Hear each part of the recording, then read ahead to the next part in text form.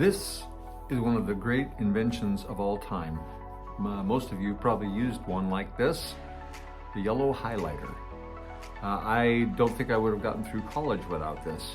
And certainly since then, I have used it over and over again to mark things in books that I want to make sure I remember, to mark things in my sermon notes that I want to make sure I remember.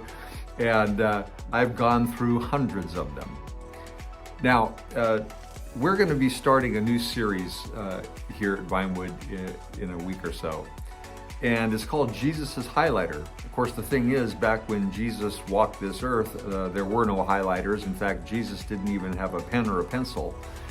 But what he did have was the knowledge of knowing his Father and then helping people to understand what life is really about, what the truth of life is. And so when he taught, he used what we might think of as a verbal highlighter. Two words that he would put together that often in our Bibles get translated as truly, truly. In the Old King James, it was verily, verily. Truly, truly. In other words, it was a verbal way of teaching where Jesus, when he said it, it was a highlighter. Pay attention to this. Remember this. Look at this. And so we're going to be looking at the truly, truly sayings of Jesus in the Gospel of John. Truly, truly, I say to you, Jesus said one day to Nicodemus, unless you're born again, you cannot see the kingdom of God. So we're going to talk about what does it mean to be born again.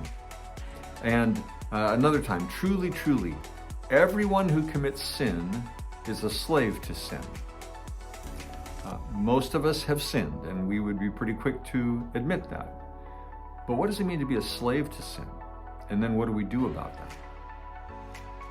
And then one of the ones that's brought me a lot of comfort over the years, Jesus said, truly, truly, you will grieve. He said that to his disciples. But your grief will be turned to joy. We've all dealt with times of deep sadness and grief, wondering if it would ever go away. But Jesus' promise is grief will be turned to joy. Truly, truly. And so I hope you'll join us over these next 10 weeks or so as we look at the truly, truly sayings of Jesus and pay attention to Jesus' highlighter. See you on Sunday.